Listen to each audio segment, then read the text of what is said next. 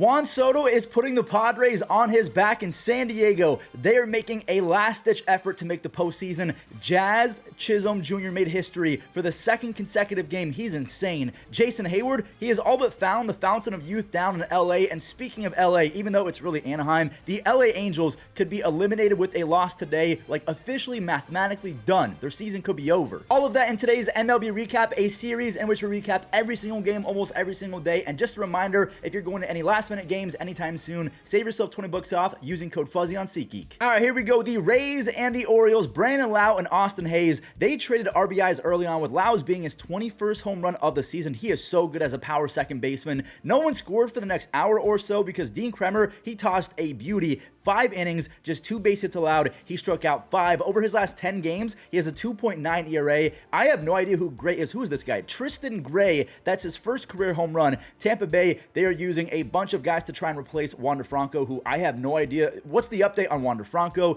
Christian Bethancourt made it back-to-back home runs. So Tampa Bay, they actually stole their lead back, but Adley, he said not so fast. He has 19 home runs and a 121 OPS plus, and after he made it a 1-run game, Jorge Mateo, he got on and he motored all the way around from first to home. He is one of the fastest players in baseball. Adam Frazier with that go-ahead RBI double. It was a perfect hit and run. The game's knotted up at 3. We go to extras where Tampa Bay, they grabbed 1 on a ground out, but Baltimore, they answered right back. Their sweet prince, Adley Rutschman, he singled to tie it, and then Cedric Mullins, he had just enough juice in that swing to walk it off on a sac fly. So the Orioles, they officially clinch a spot in the playoffs. So like I just said, the Orioles clinch a wild card spot at the very least, and the crazy part is Tampa Bay, they can actually clinch a playoff spot as well. If the Rangers lose this game, all they need is for the Guardians to complete the sweep. Look at J-Ram giving himself a present on his own birthday. He turned 31 years old yesterday. He's got 35 doubles, 24 home runs, 25 stolen bases, and 5 outs above average defensively. You had RBI singles from Andres Gimenez,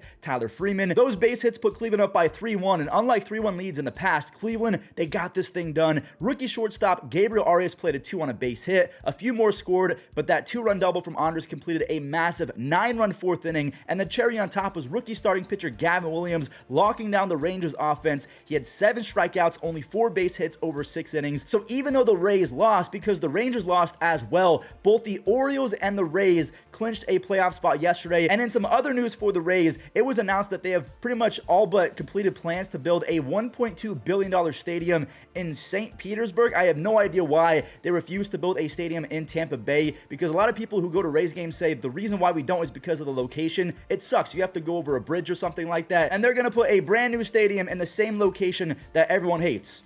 Go figure. Now, before we talk about the AL West, or the madness that is the NL wildcard, we got to stay with the AL wildcard race, because we know that Tampa Bay and Baltimore, they already clinched spots no matter what. Toronto, they're trying to do the same. Look at Kevin Biggio flying out in right field, and that allowed Hyun-Jin Ryu to really settle in and trust his defense. He ended up going 4 2/3 shutout, so he was 1 out away from being qualified with a W. Dalton Varsho, he found a barrel. What a wacky season Dalton's having. He has 17 home runs, 15 stolen bases, and 10 outs above average defensively. That's insane, but he's hitting .219 with an 82 OPS plus. He was brought in for defense, so I guess he's kind of doing his job, but a give and take situation with him. Boston, they chipped away at the deficit. There's an RBI single for Pablo Reyes, and then Rafael Devers, he made things stressful for the Blue Jays. His 33rd home run ties it at 2, only to have Matt Chapman walk it off just a few moments later. Chapman, he's hitting 189 with 28 strikeouts over his last 28 starts. That's huge for Matt's confidence, and with that W, the Blue Jays actually passed the Rangers for the second wildcard spot, so the Rangers, they got to get it going and fast. So because we just saw Texas get swept earlier, we have to see what the Astros and the Mariners did. A little update on the AL West. Seattle first, and then we'll talk about the Astros game.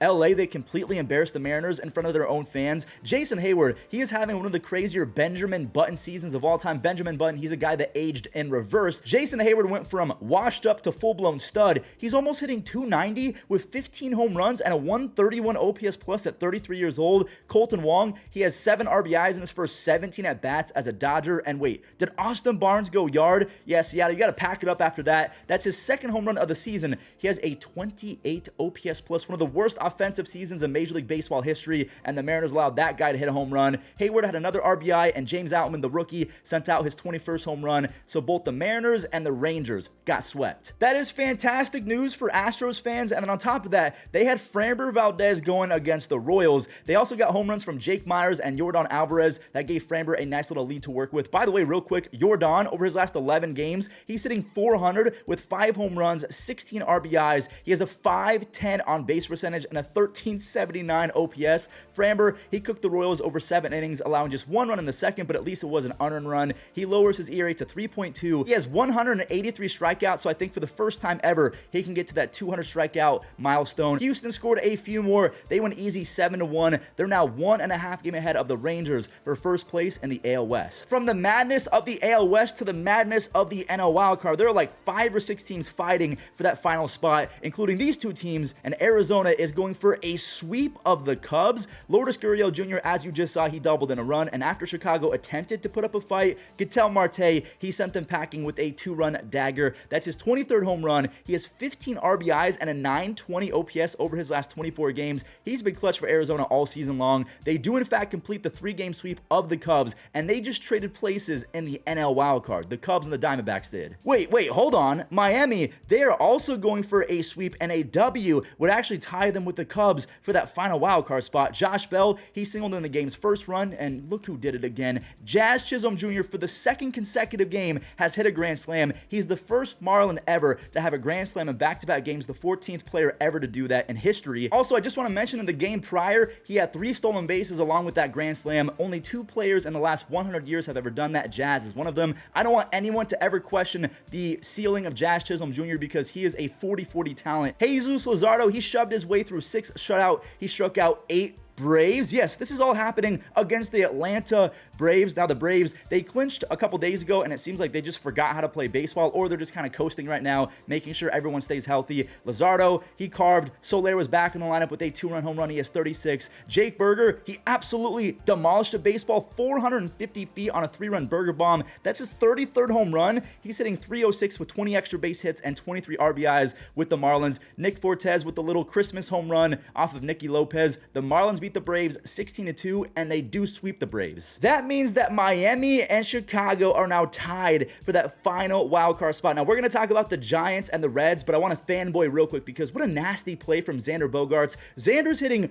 440 in the month of September, and he's making insane plays like that against top 3 fast players. That was Esteury Ruiz. San Diego, they tagged Oakland for a few runs on some RBI singles, all while Nick Martinez and Pedro Avila, they shoved on the bump. They both went 3 shutout with 1 base hit allowed, and they both struck out 5. And here's where the fun begins. Tatis, he got on, and Juan Soto, he brought home his buddy on a long 2-run home run. And Soto, he did it again. Slam Diego is back. Juan Soto now has 8 home runs and 22 RBIs with a stupid 1108 OPS over his last 21 games. And check out this stupid stat I found. Juan Soto is one of 2 players ever to have 140 doubles, 150 home runs, and a .420 on base percentage through age 24. Jimmy Fox is the only other guy to do that, and he's in the Hall of Fame. So yeah, if you don't think that Juan Soto is going to get paid in the offseason, yeah, you're not very smart. The Padres have won 4 games in a row, and they could really use a Giants loss right here. Now buckle up. The Giants and the Rockies, they both scored double digits in this game. The fact that the Rockies even made this a close game is wild because San Francisco, they erupted for 11 runs over 3 innings. You had RBI doubles from Mitch Haniger and Jock Peterson. There's another RBI double for Mitch.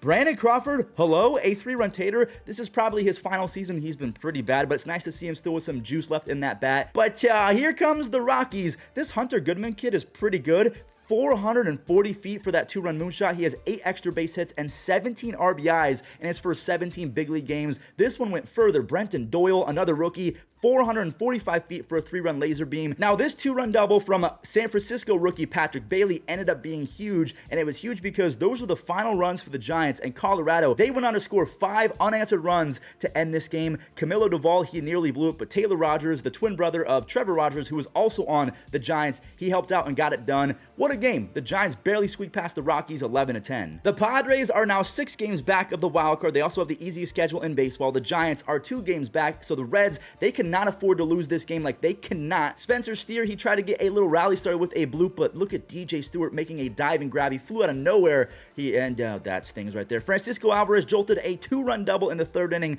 putting the Mets up 3-1. Nick Senzel, he's facing a lefty, so that home run is inevitable. Nick Senzel is hitting .345 with 8 home runs and a 1,000 OPS versus lefties this year. That momentum switch was short-lived as Mark Vientos and the boys broke it open again. Look at Vogelback with the base-clearing double, and then I just want want to mention that rookie Ron Mauricio, he drove in New York's final run, and that was right before Cincinnati rookie Christian Encarnacion Strand belted a long 2-run blast. He has back-to-back games with the home run. I think that he's going to be so good. Just unfortunately, the Reds fall 8-4 to the Mets. The Reds have now fallen out of the wild card race. They have been replaced by the Marlins after the Marlins have won 3 games in a row. We're going to talk about the Angels game after this. Is their season officially over? But I have a question for you guys. Is this the year? Sonny Gray, he's a 3-time All-Star. He's finished top 7 in Cy Young twice in his career, but year 11 might be his best of any of them. He started this game with 4 shutout innings with a few strikeouts, and then this kid absolutely rakes. Edward Julian benefited greatly from that World Baseball Classic run with Canada. Way better practice than spring training, in my opinion. He's got 14 home runs and a 131 OPS plus.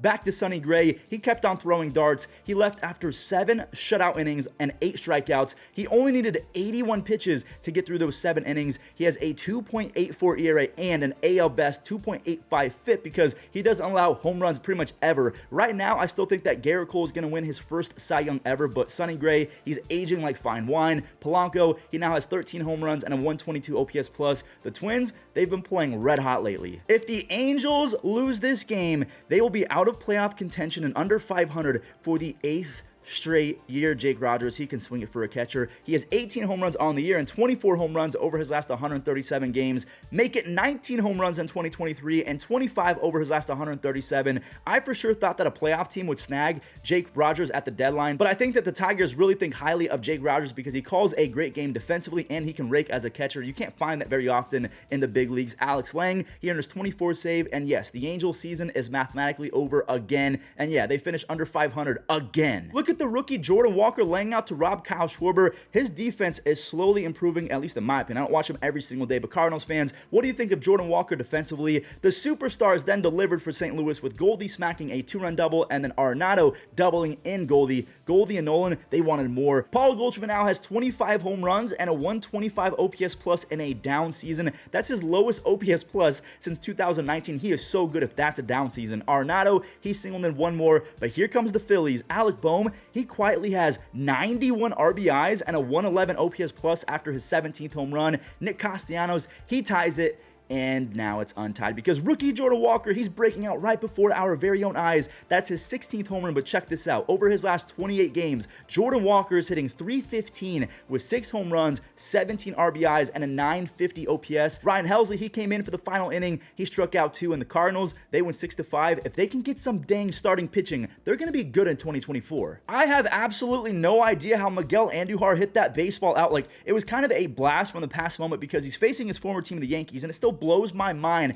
that as a rookie, Miguel Andujar hit .297 with 76 extra base hits and a 130 OPS plus as a rookie. DJ LeMahieu, he doubled in the Yankees' first run, and Volpe, he actually tied it. He's having one of the best bad seasons I've ever seen. He has 21 home runs, 24 stolen bases, and 14 defensive run saves. The 28% strikeout rate has to get fixed though, and he has to walk more like he did when he was coming up in the minors. Pittsburgh, they got blessed by the baseball gods on that lucky bounce off the bag, so even though Carlos Rodon struck out 10, he takes the tough L. Pittsburgh, they finally had David Bednar available. He got all 3 outs via the strikeout. He's got 36 saves and a 1.8 ERA. He's insane. Luis Garcia was showing off all of the tools early on in this game. He saves a run with a crazy nice basket catch in the first inning, and then he swatted a home run just a few moments later. He's still just 23 years old. I'm hoping that he breaks out soon though, because he's kind of been a bust. Speaking of bust, that Corbin contract, Patrick Corbin that is, has been exactly that, but look at him going 5 shutout innings versus the Brewers. I thought that this was going to be an easy win for the Brewers. Milwaukee, they've been playing out of their minds lately, so that's a big start from Patrick Corbin.